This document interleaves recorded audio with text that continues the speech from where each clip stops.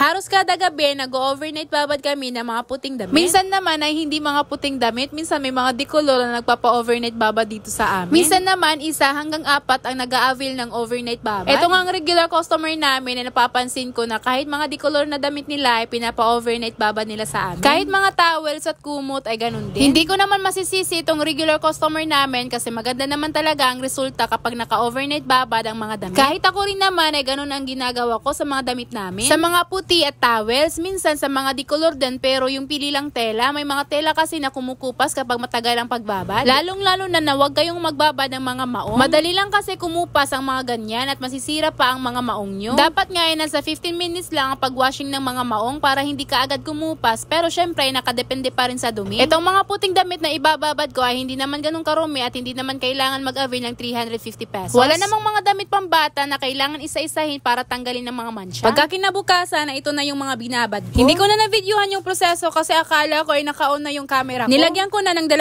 Fabcon at in-spin ko na. Actually, nag-a-add-ons talaga sila ng 1 Fabcon. Pero ngayon na hindi sila nag-add-ons ng Fabcon at detergent powder dahil nagdala lang sila since may stock naman sila sa kanilang bahay. Ang Fabcon na dala nila ay Downy, kaso ang gamit ko ngayon ay Kalanapin. Kaya ang ginawa ko sa isang load ay nisa ko na ang 2 Fabcon na dala nila. At ang isang load ay amin na, kaya 2 kala ang nilagay ko para hindi naman magka-empate ang amoy. Ngayon naman ay chinecheck ko ulit isa-isa ang mga damit kung may malalang stain ba. Kahit 250 lang naman ang in-avail or kahit hindi naman tag 350 na kailangan isa-isahin para tanggalin ng mga mancha. Nandito pa kasi ako sa point na kailangan ko pang mag-explore. I mean, tinetest ko pa rin ang bawat tela ng damit kung alin ba sa mga tela ang madali lang matanggal ang mancha kahit sa babad lang. At tela namang hindi madali matanggal ang mancha na kailangan talaga ng bleach. Sa paglalagay naman ng bleach, dapat pagkatapos mong patakan ng bleach ang bawat damit na may mancha ay need mo kaagad banlawan ng tubig o balik sa tubig na may sabon para maiwasan ng yellow stain sa area na nilagyan ng bleach. Mas matagal na babad sa bleach ay may more chances of winning ay possible na mahirap na matanggal ang yellow stain.